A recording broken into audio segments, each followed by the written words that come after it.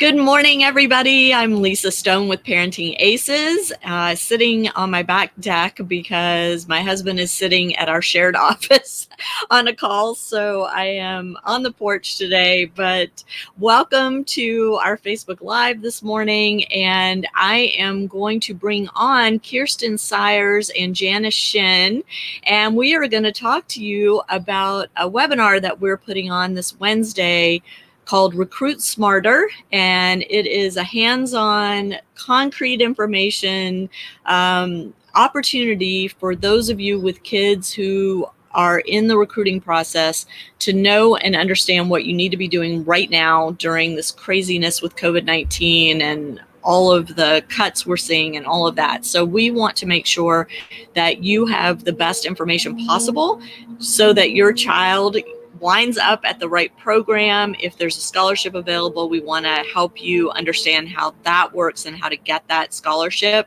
So let me bring on Kirsten of LRT Sports. Good morning, Kirsten, and I'm going to add Janice as well. Janice Shin, who plays college tennis at Stanford and is interning at LRT Sports this summer. So welcome, ladies. Thanks for having us. Super excited. Yeah, very excited.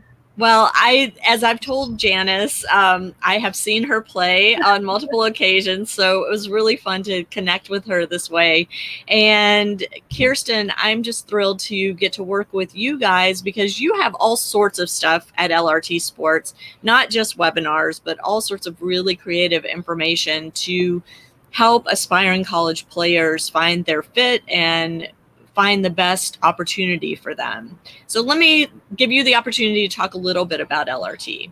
Yeah, absolutely. So first and foremost, we are a website that allows current and former college student athletes to rate their college coaches. And, when we're doing that, we make sure that they're verified, that they played for that coach, but they appear on the site anonymously because we want everybody to feel safe and comfortable to share their stories, share their experiences.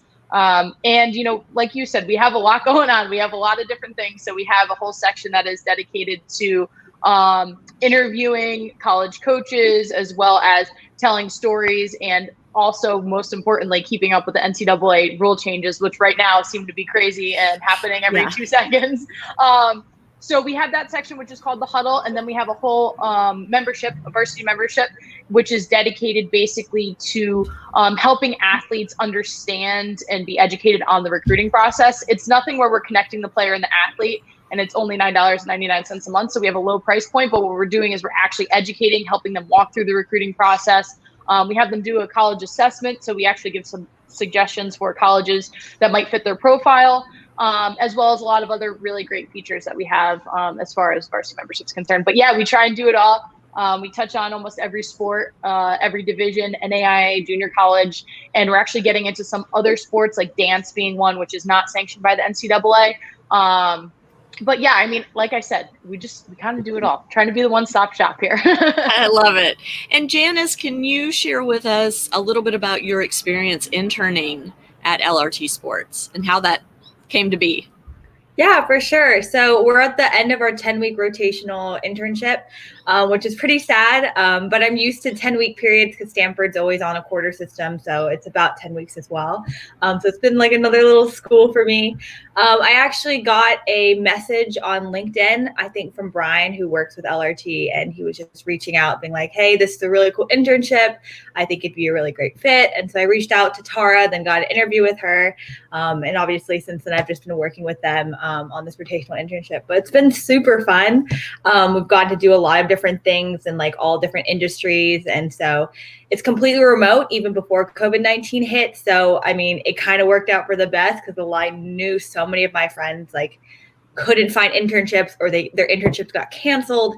And they're really looking forward to it. So they were scrambling by the end of the year. So it was kind of nice that this like came before COVID-19 hit and then even after, because now I have some kind of community online as well as like actually doing work. So that's been a really great fit for this current time. Yeah, no, it's perfect. And what I wanted to point out to our viewers is, first of all, if you have questions, please post them in the comments. I want to just show you, we are, as we said, doing a Recruit Smarter virtual class basically on Wednesday afternoon. It's at 7 p.m. Eastern, 4 p.m. Pacific time. And here is the link to register for the session. Parenting Aces premium members are getting a discount. So if you haven't signed up to become a Parenting Aces premium member yet, now is a great time to do that. And we have a little link to an article on parentingaces.com that gives you the discount information. It is available, like I said, only to our premium members. So just want to put that out there. And we are really looking to give you concrete information, right, Kirsten? Do you want to kind of talk us through what we have planned for Wednesday? Yeah, I think, especially right now, recruiting's very important. There's a lot of changes happening. So we make sure that we're staying on the pulse with college coaches to find out what they're doing. We talk to college athletes to see what the recruiting experience is like, because they're the ones that are still talking to the recruits, and there's no longer an avenue to host a recruit at this point. It's more obviously done virtually. So we're trying to figure out what the differences are there. And I just really want to dive into specifics as far as tennis recruiting is concerned, what athletes need to be doing right now, also in general. Talking through some of the ways that people get recruited most frequently through tennis. And then again, Lisa, you and I have talked about this a bunch, but really touching in on the differences of divisions and what that looks like, and how, playing college tennis is a very small percentage of people are able to do so anyway. So, diving into what that looks like at each of the divisions and some of the top programs in each of the divisions, and what athletes think about that and everything else. So just really, again, trying to hone in on that education piece. And my goal is for everybody to leave the workshop just with a way better understanding and feeling confident and comfortable with their recruiting process, no matter what stage you're in right now, whether it's somebody who thinks that they might want to play college tennis in 7th grade, or somebody who's a senior right now and not knowing what to do. Great. And we are in a recruiting dead period through the NCAA. So it is a challenge right now. There aren't a lot of junior tennis events happening around the country and around the world. The coaches cannot be there in person to recruit right now because it is a dead period. So what we are hoping to get across to all of you that join us on Wednesday is there are some proactive things that your student athlete can be doing and needs to be doing if they want to play college tennis. And this is a great opportunity to really take advantage of the fact that maybe schools that weren't available to you prior to COVID-19, all of a sudden they may have openings now and, may need to get back on your radar. So Janice, can you share with us just quickly what your recruiting process looked like? I mean, you're playing at Stanford, so obviously, you were top level junior, but did you still have to do a lot of work to get recruited? Yeah, if you actually look at the trend of who they recruit at Stanford, I'm definitely one of the lower recruits. I did not play ITFs. I didn't play the Grand Slams. I was highly ranked probably by the end of my sophomore year. So that was prime time. So that was good. I peaked at the right time. But yeah, so I started my recruitment process freshman, sophomore year, did research, looked into a lot of different schools. I ended up with 5 that I really was interested in starting junior year. And so those schools, a couple of them said they already gave offers away. One of them I just didn't really feel like was the right fit. Some of them were too close to home. And so Stanford was always on my radar, but like I mentioned, I am not one of their first recruits, I should say. So it was kind of I was not their first choice. So they were just always like, keep in touch with us. We would love to have you, but there's a lot of things that need to fall into place for that to happen. And this was around the time Cece was really great and she had committed there. Kayla Day had considered coming. And so I'm like, in comparison, I'm nowhere near that good. So I was like, okay, you know what? I just got to keep my options open, be patient. If it happens, it happens. So I kept in contact with them. And luckily I had, since Stanford was always on the wait, I kind of had to reset my entire recruitment process. So junior summer, I had to reach out to schools again, going into senior year. And that was really scary because a lot of schools had already committed or had spots filled. So I ended up having a really good relationship with the UT coach. And he was like, whatever you end up doing, we'd love to have you. If Stanford works out, it works out. If it doesn't, like, we'd love to have you. And I think that was really great in relieving the pressure for me, because I didn't know what I was going to do. And it was nice to know that some other school that was willing to wait for me and willing to give me that time to make that decision allowed me that opportunity. So eventually I got into Stanford, and I didn't know and didn't commit until February of my senior year. And so that was intense, but it was a good reward. So yeah. And you've been a contributing member of the team. I mean, you have played, and you have a great record there, and you have gone to the NCAAs with the team, and so it's good they kept a spot open for you. No, I'm so incredibly fortunate. I was definitely a surprise for them. They were not anticipating me being good enough, I think. And so, I hadn't met the head coach until I walked on the court, until I walked on for my visit, until I walked on for my first real visit. And so, the head coach, Lily's great now. We were awesome. But at the time, I had this associate head coach who's mostly recruiting me. So when I met her, it was really intimidating. I was like, this lady doesn't know me. She doesn't know who I am. So it took a bit of time. I ultimately proved myself. And then ever since then, it's just been a really great ride. And I can't believe I'm a senior now. So it's pretty sad. Yeah.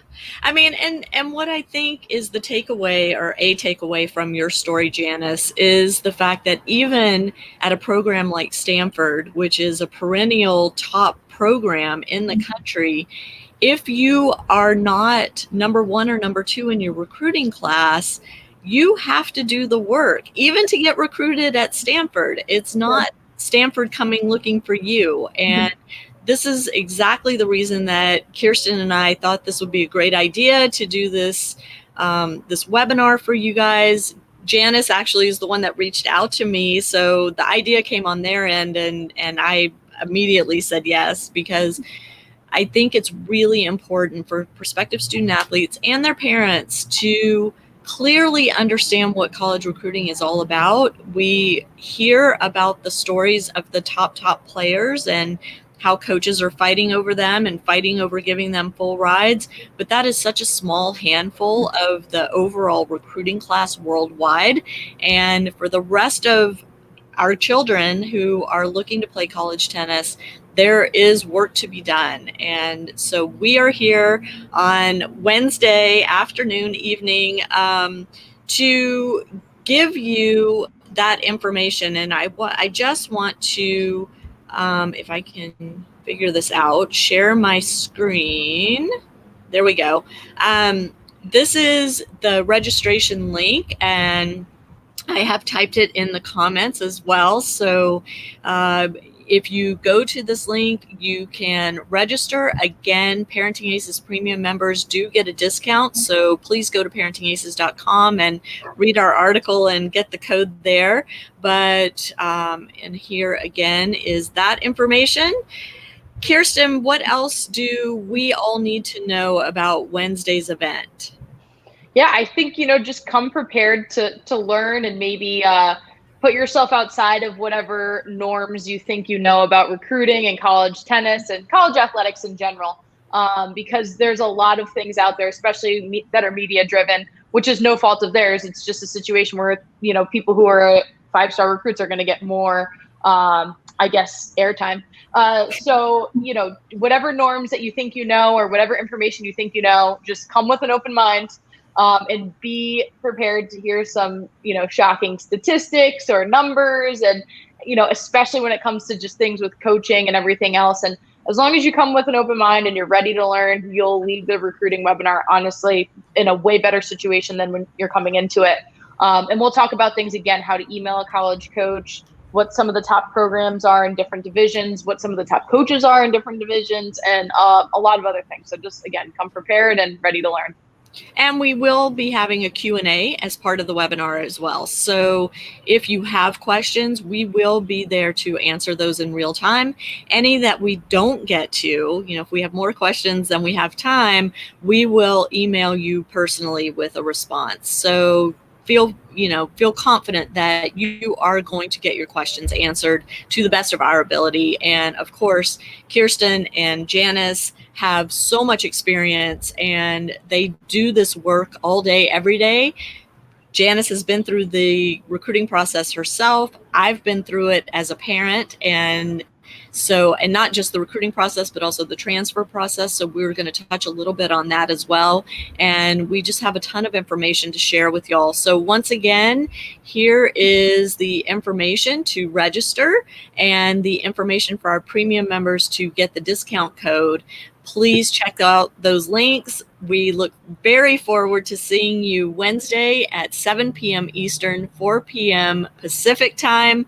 Kirsten, Janice, any last words you want to leave us with? No, I think you nailed it. I know I went through the recruiting process too, but it was long ago. So that's why we have Janice. We got some young knowledge here, but we're super excited. So thank you so much for having us. And, to everybody out there, again, we're super excited to work with you. Great. Janice and Kirsten, thanks so much for being on the stream this morning. And to our viewers, hope to see you Wednesday afternoon at the webinar.